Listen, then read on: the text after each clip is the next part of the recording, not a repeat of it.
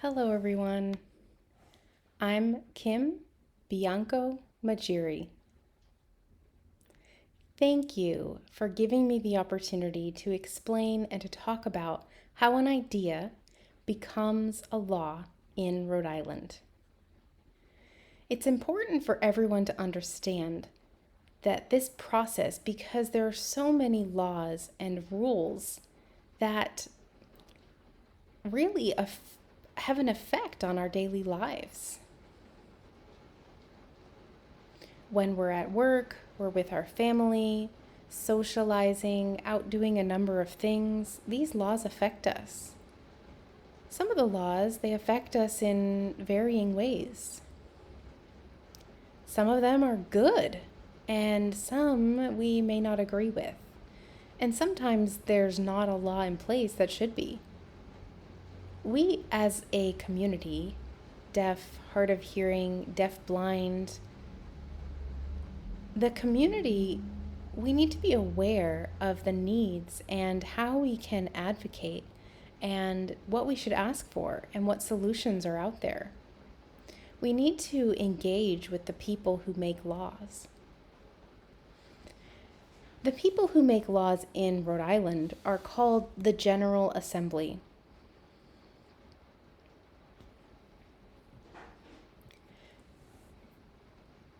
There are two chambers of the General Assembly.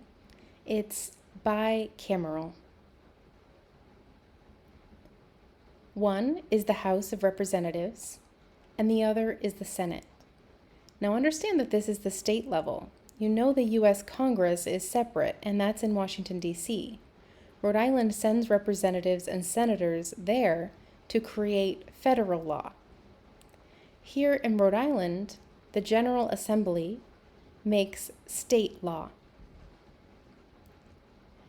The General Assembly in Rhode Island has the two chambers.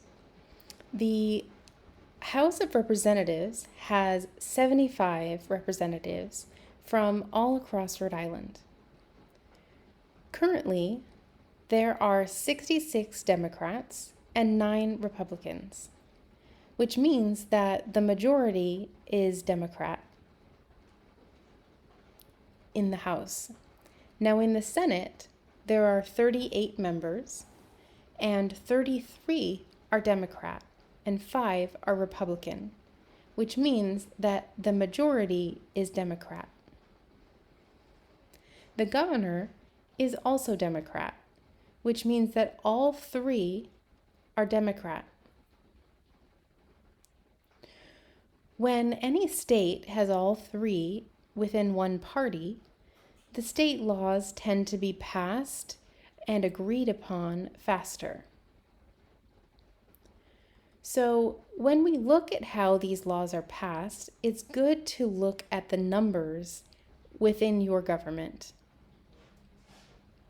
This helps us to base your time and energy and effort and where you can focus. Focusing on the majority, but also wanting to engage with the minority. So it's important that all understand and all are in support, or all are opposed if your goal is to oppose something. So Rhode Island's General Assembly, there's the House of Representatives and the Senate. So one might ask, well, who writes the bills then? It could be the House of Representatives or the senators. You may also ask, but who comes up with the ideas for the bills? Anyone. It could be you. It could be community members. It could be legislators themselves. It could be the commission. It could be a company. It could be a variety of people. So the deaf and hard of hearing community could have what's called a grassroots movement.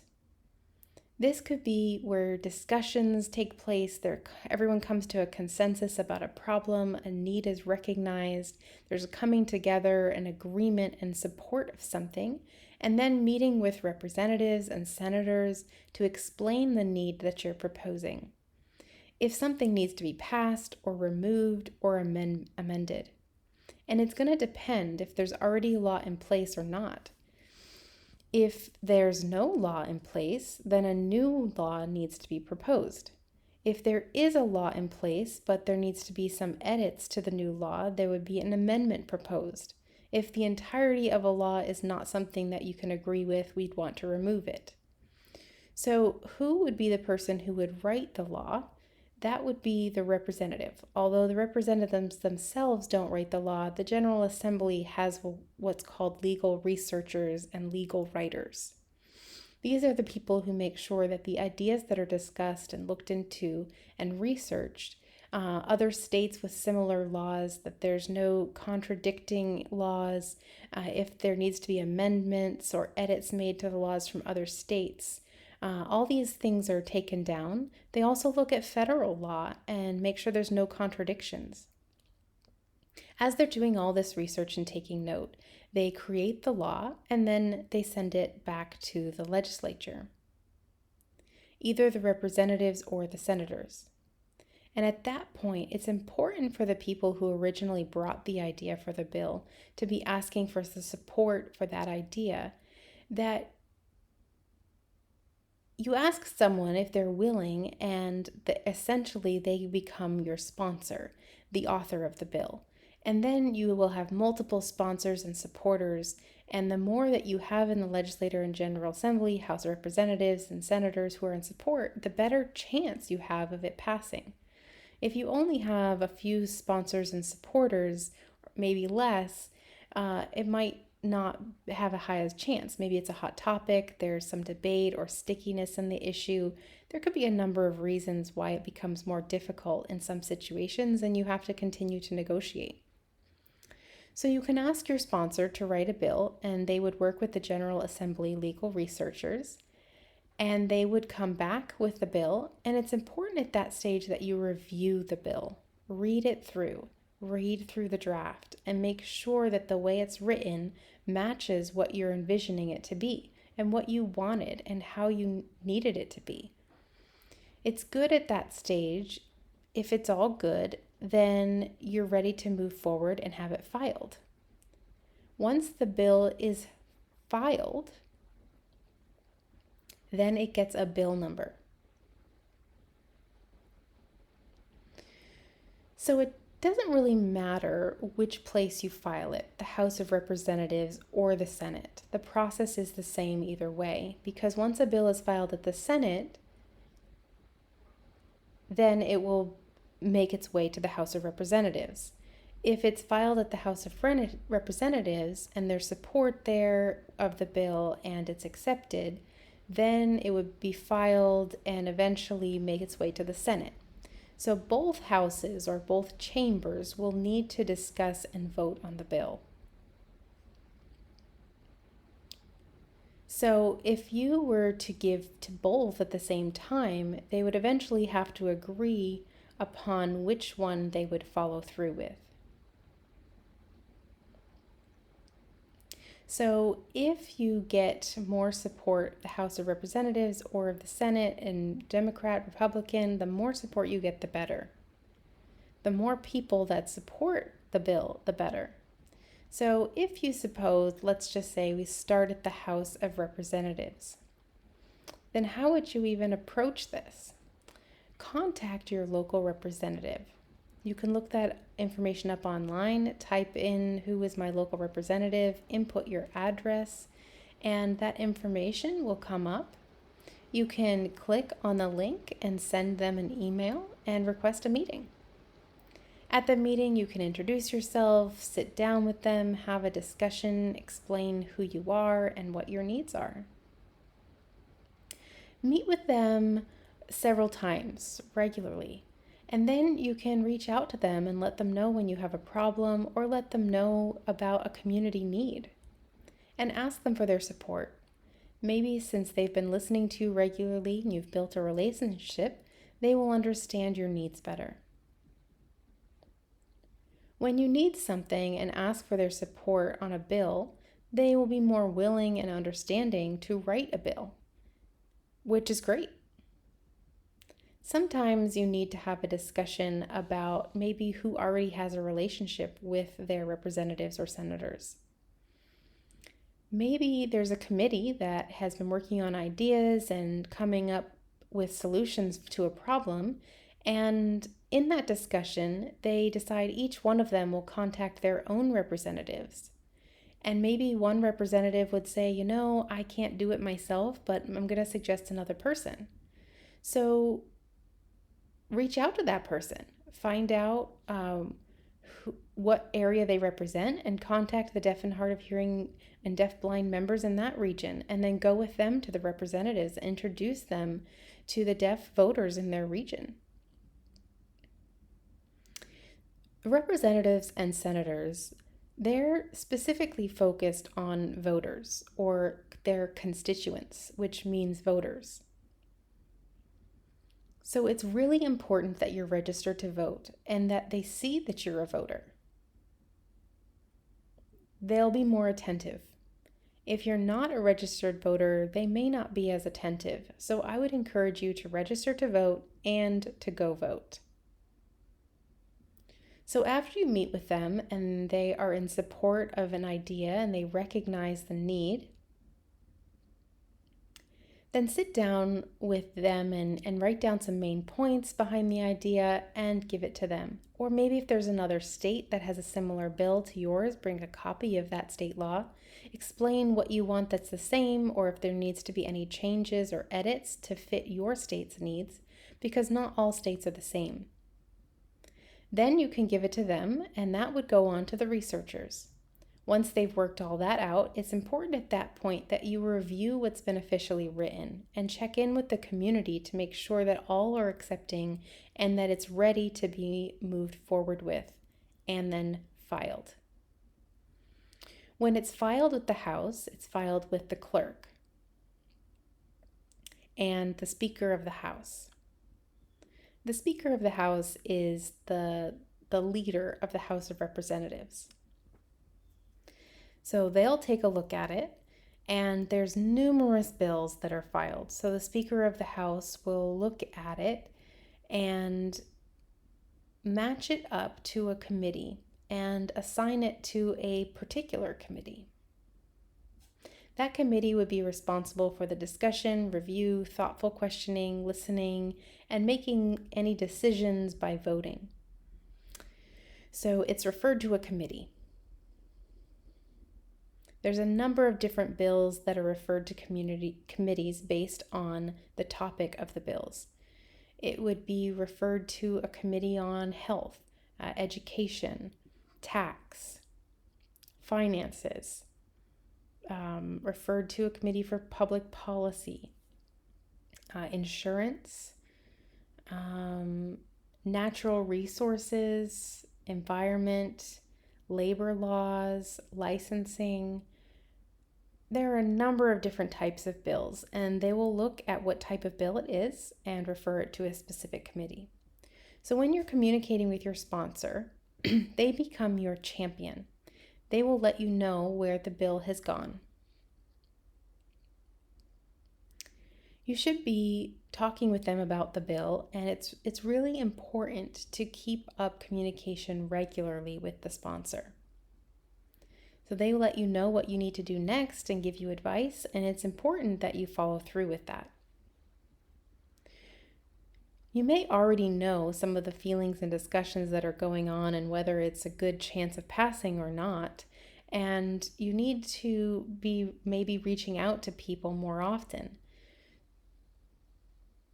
So once it's been filed at the House of Representatives and assigned to a committee, the committee is made up of about 6 or 7 people, and they will go through their list of assigned bills, and when they get to your bill,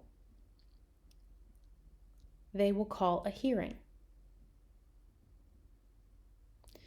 to have a discussion, and that's when the community will come out to the hearing to testify in support of the bill. Or if the bill is not good, you would go to the hearing to testify in opposition of the bill. Testimonies are typically about 3 to 5 minutes, and it's important that the community is ready before the hearing to go testify.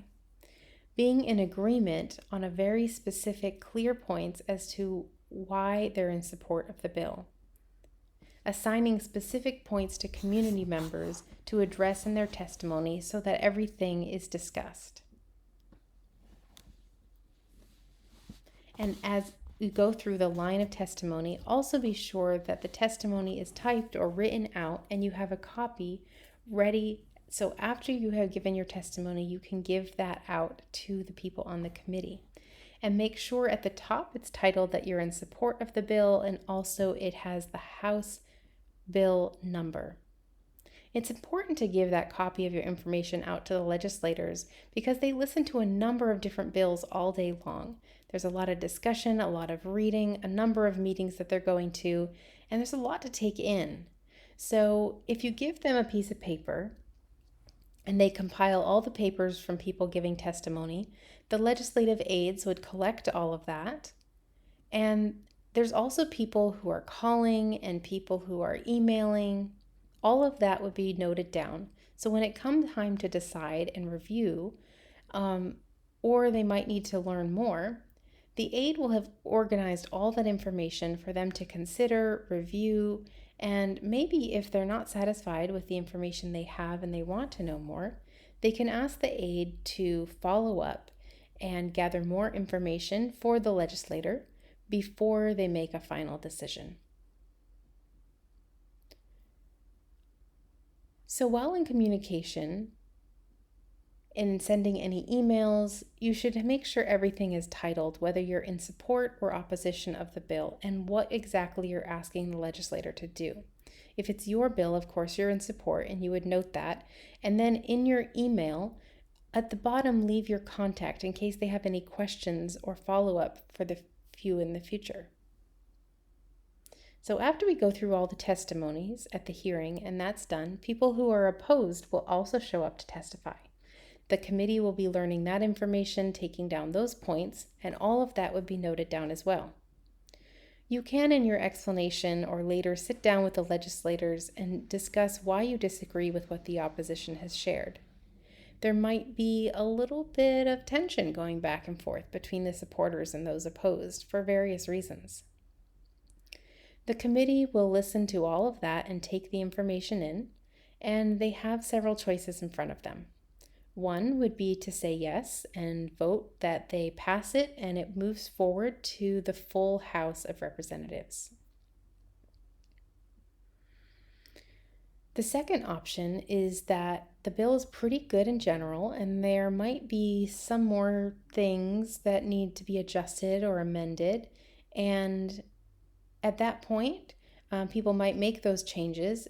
And if you want to look at those changes and make sure that you're still in agreement, it still matches what you're looking for and what you've been envisioning. If not, then you have to do something about that. So be paying attention. At that point, work with your sponsor and ask what they think of the amendments that were made. Are they pretty minimal, or do you think this is something that has now changed and we need to vote it down? Leave the bill as is, but vote the amendment down or a different amendment. Another option would be to substitute with an entirely different bill. The fourth is to have it tabled and put in a holding stage that might be indefinite. And lastly, it would be to just refer it to the full House and see what happens without a vote in the committee. Your goal is to have it voted yes in the committee. That's a much better chance once it goes to the full House of Representatives, if the committee has already agreed to pass it.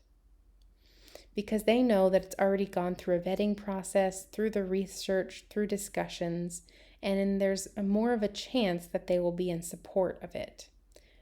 Sometimes, but not always.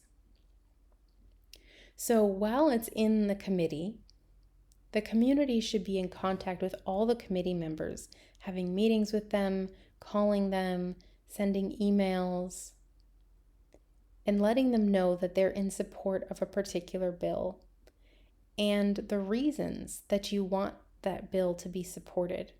Specific talking points. Sharing statistics, research, and backing up why this is a need.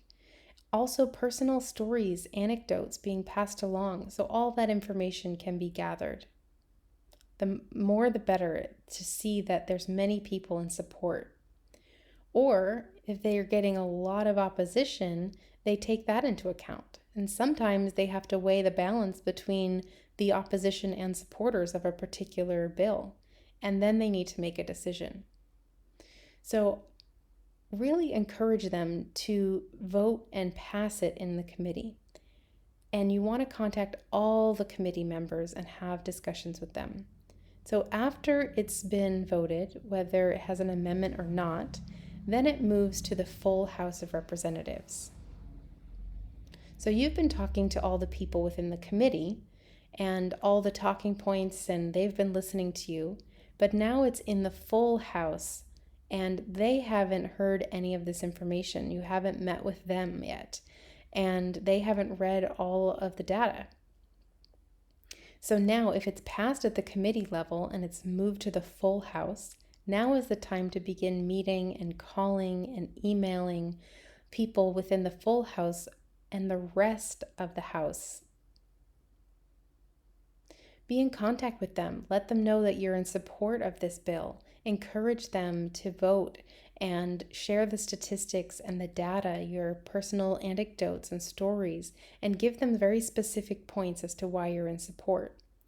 And if you have seen what the opposition was saying about it, you can take what they have said and their points and explain why you disagree with that and put it down in your information and say, well, some people say this, this, and this, but that's not correct because of, and then back it up and respond to the opposition. So when they see my responses and the opposition, they can make the connections that they need to make. It's really important that the community is unified while they're communicating to the House of Representatives, showing that they're in support. So in the full House of Representatives, there is no hearing at that stage. But that's when the sponsor will be reaching out and talking to members of the House, and the community can also be making calls and meeting with people individually and asking for support of the bill and passing out information. And so that the rest of the representatives can be learning, or if there may even be amendments made on the floor as they're making some discussions. And often they will split into the caucuses, the Democrat and Republican caucus. And within those caucuses, they will have discussions. On the Democrat side, they will come to an agreement and support, and your sponsor will be in communication with the caucus and saying, well, this is a really good bill. These are all the positive things about it. This is why you should support it. And it's a very necessary thing. And people will be considering that and then say, well, if you vote for this, I'll vote for your bill. And there's negotiations that happen amongst themselves. Once the caucuses are done, it goes back to the floor and they schedule a time to vote. And then if it's voted and it passes, that's great. At that point, it would be passed to the Senate. If it fails, then the bill dies. If there are amendments that are passed, you have to watch what the amendments, do things still match? Is it still something that's good? Or if not, we would encourage you to vote no on the amendment and yes on the bill, and no on the amendment. So it's important that you continue to pay attention and communicate with your sponsor along the way. If it does pass, and then it moves on to the Senate, the same process repeats itself. It's the same process that happened in the House of Representatives repeats itself in the Senate. The leader of the Senate is the Senate President. Remember that both of them are a Democratic majority at this point, meaning that both sides are Democrats.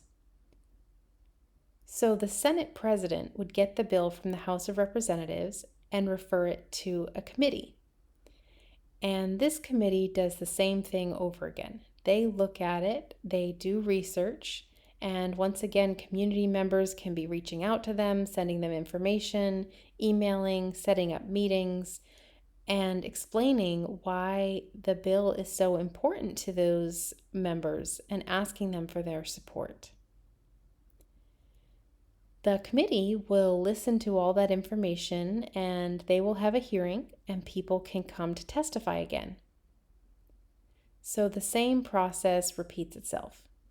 And they might be considering various things from the discussion and amendments, and it might be proposed or they would leave the amendment as is.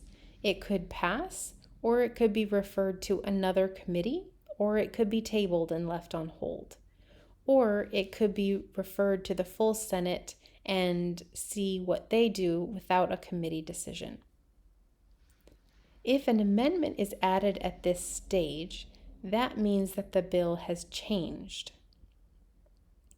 And that means that the Senate would have added this amendment and the House of Representatives hasn't seen that change and they have not approved that change.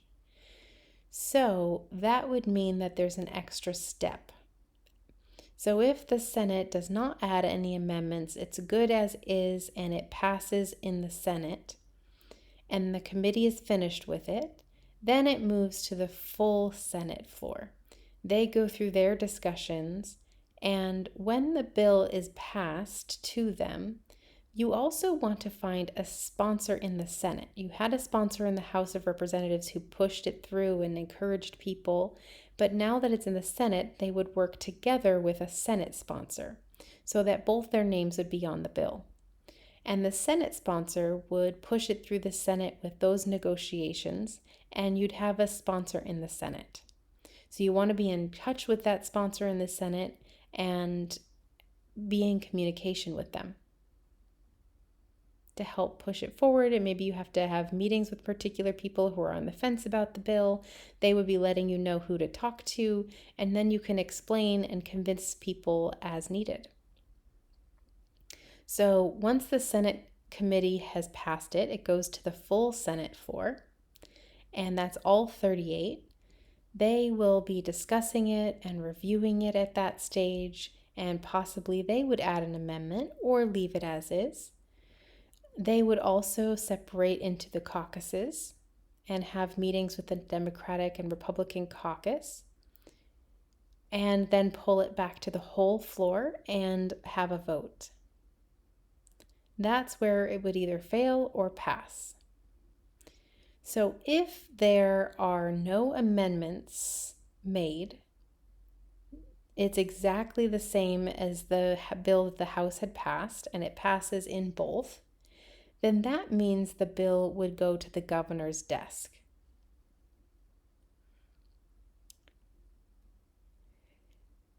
If there is an amendment or a change that has been made, then it has to go back to the House of Representatives.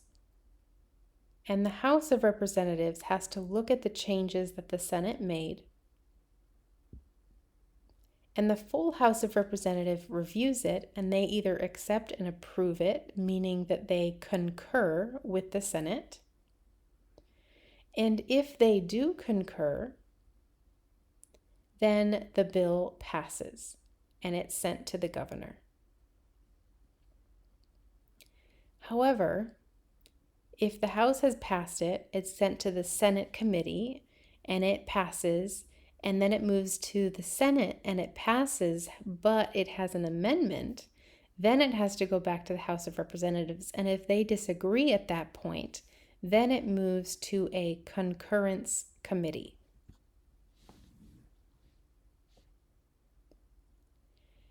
These are people from both the House and the Senate who are gathered together, and they have a lot of bills that they're in disagreement. There's deep discussions, compromise, debates, arguments, all that happens in this concurrence committee. And there's a lot of negotiation that happens there. So it's important to continue to watch things at this stage. And your sponsor, the one in the House and the Senate, will be keeping you informed about the discussions and how things are going and whether it's looking good or not. We don't have any access to know what happens in the discussions in the Concurrence Committee.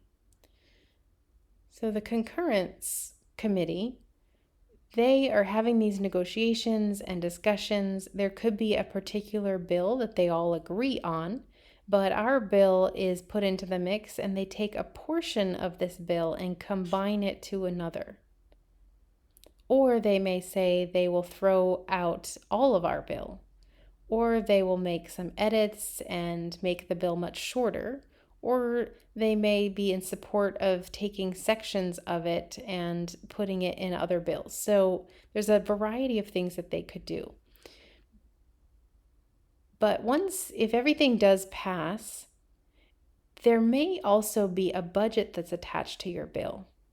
In the House and the Senate, they have a budget committee that has to review and approve of that before it moves forward, which means a bill with a budget is a budget bill, and we have to see if the state can afford it. Does the legislator want to spend money on your bill? Maybe they vote in favor of the bill, but there's no money attached to it, which means it's an unfunded mandate. So that means that the bill has passed, but there's no money with it. And so you have to find money to support it, or maybe it just sits there without any funding to support it. Or people say, yes, this is really important, but we can only fund it at a limited amount. Or it could be fully supported and fully funded. It now being put as a line item in the budget, and there could be a variety of responses. So the negotiations continue at that stage, and once that's finished and everyone votes on the many bills before the committee, and once they're in agreement, then they send that information back to both the House of Representatives and the Senate. And both of them have to vote and pass it. If the House passes and the Senate doesn't, the bill dies. If the House doesn't and the Senate does, then it dies. Both have to agree with the negotiations.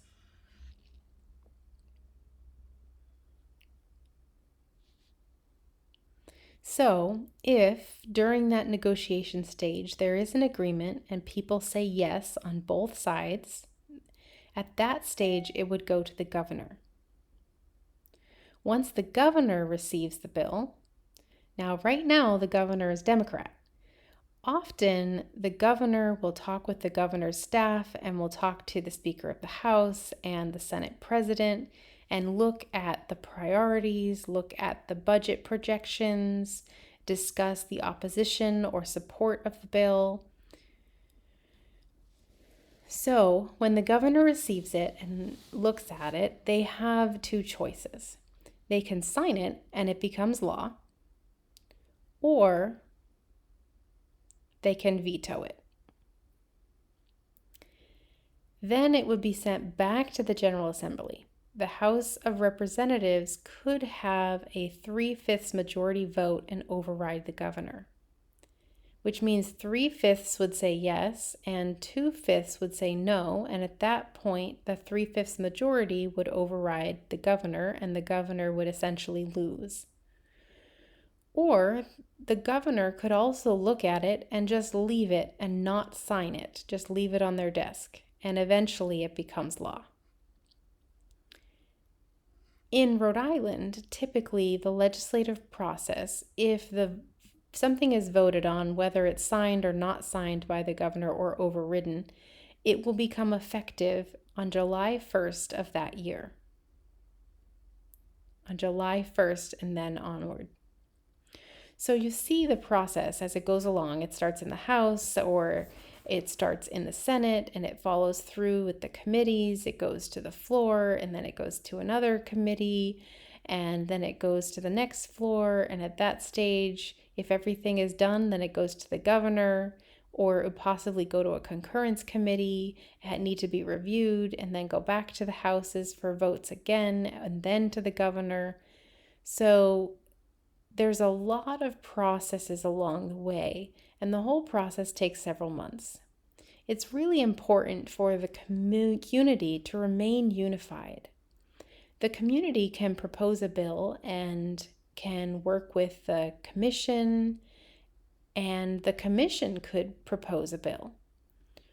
Or the commission could say, if this is something that's very important to the community, go ahead with you doing it, and we will provide our opinion, resources.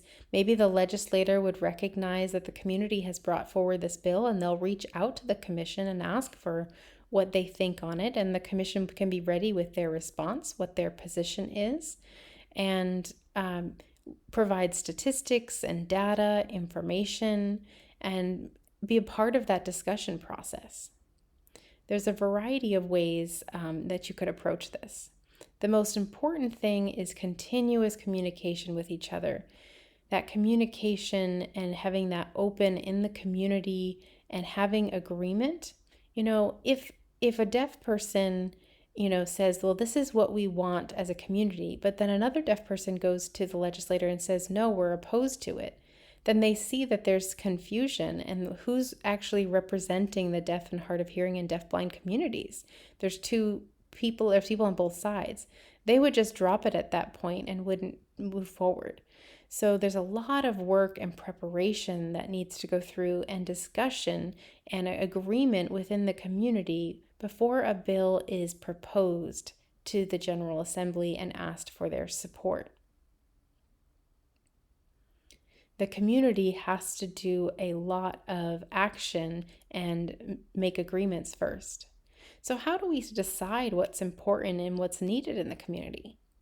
There can be several community members that get together, have a discussion. They start reaching out to family, friends, coworkers, talking to them, having more discussions. It could be that the Rhode Island Association of the Deaf, RIAD, and those members could propose something, and they could begin a discussion, pulling community members together.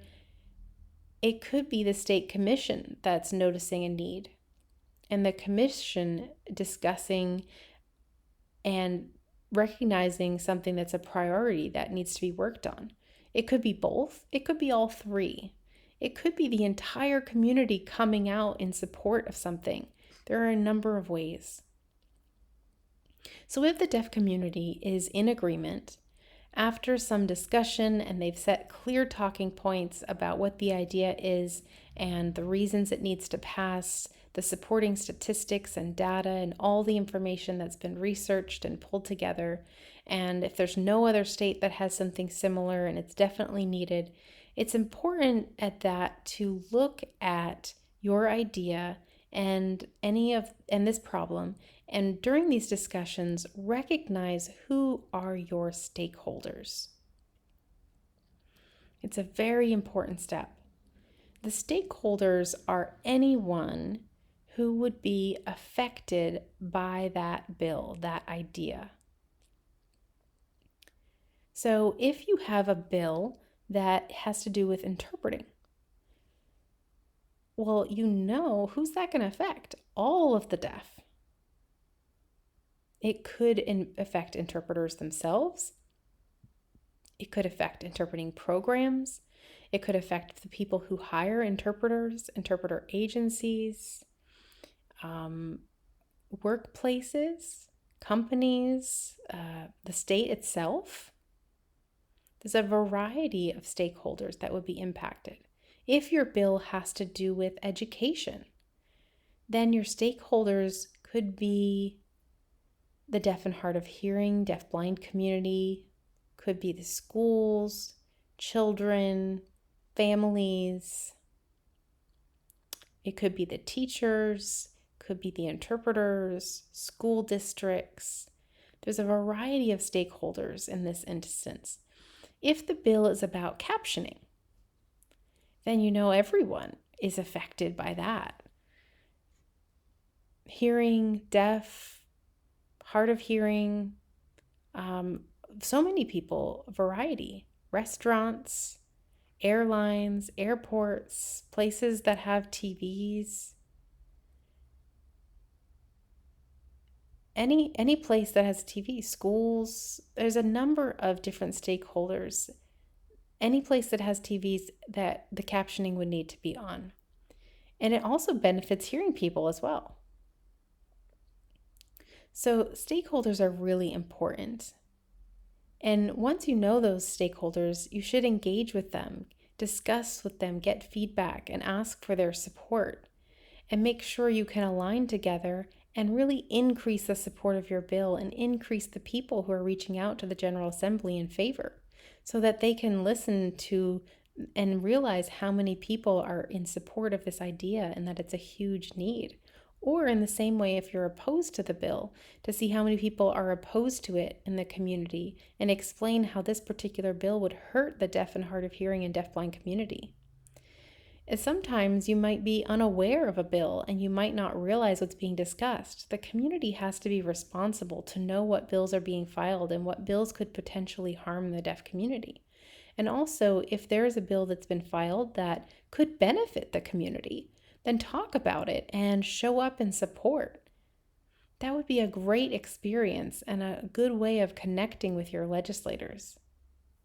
But if there's a bill out there that's not related to the deaf community particularly, but it's something that could benefit deaf people should show up in support. And then legislators would get to know you and who you are. And next time you reach out, they already know you and already have a relationship with you from the past. It's nice to have an ongoing experience with a variety of perspectives and bills. The legislator, it's their job. It's their job to pass laws. It's their job to serve people in their region. And it's their job to make sure that the state has funding to support bills, to provide services and programs to the community. So how are they servicing people in their particular area? They listen to people, they write bills, and they vote. So you're asking them to do their job. Who really is their boss? It's the voters, it's you. So it's important that we're following this information, we're aware, communicating, keeping them informed about what we need. Suppose that a bill were to pass. Okay, great. There's the celebration and the success, the signing of the bill, pictures are taken, whether it's celebration in person or virtually. And yes, the success is important to celebrate, but also return and thank all of the people who voted. Thank them for their support. If it fails, then go back and thank the supporters anyway, and show that thank them for listening and that they're aware of that. And also say, how can we improve for next time? Because we don't want to give up. We will try again. Get the feedback. Ask what happened. Why do they think it failed? Was there a particular clause or a particular thing that was problematic? And we could negotiate, make adjustments, discuss things again with stakeholders, and come back to make adjustments that are needed. And next time the law will pass. Or maybe it's just the timing was wrong. The state doesn't have the budget for that at this time. And we know in another year or two there's a better budget, we could return. So it's important to know why a bill failed. Sometimes there's just some political things going on in the background that we're not aware of. So follow up with people, ask why things have failed and what we could improve in the future. Get some information, make adjustments to the bill, and be flexible. Follow up, learn, meet lots of people. Some people might feel intimidated. I'm not familiar with this. I'm not used to politics, and that's understandable. You could feel, how am I going to convince them? This is such an important thing to me. It's a high value. How do I express that? And the legislators, they're aware of that. They want to work with the community. Absolutely. They need the community to be prepared and to understand the process and make sure that the research is understandable and it can be communicated. They're willing to work with you. They're willing to work with the community, and we want to make sure that the community gets what it needs. So really, the point is that experience is your best teacher, which means if you're unsure, just go ahead. Sit down with your representative. Call, introduce yourself. Get to know them and get to know who your representative is and your senators in your region. Talk with them, communicate, let them know. Let them see you and ask questions, provide information, educate them. And when it comes time for a bill, you can follow up and ask them for advice and how to move forward. Ask them for the best ways, and it will definitely go well. Just have to take one step at a time and do it. If you're feeling you're unsure or not sure if something's a good idea or not, or looking into what other states have done, maybe there's too much information and research. How do we gather the data together, pull the statistics? How do we organize into particular points? Who are our stakeholders? Feel free to contact me at the NAD. Email me, reach out to me, send me a video call. I'm happy to meet with you, people in the community, or with people at the commission to talk about bills and how they are a particular fit to Rhode Island. Be strong, be unified, and see what bills are going to fit your needs, and then move forward. I can help you as you move forward. It's important that the bills and the laws that are out there, as you're progressing, that they are there to protect the deaf and hard of hearing and deafblind community. Protect your language and your rights. Thank you so much, and good luck.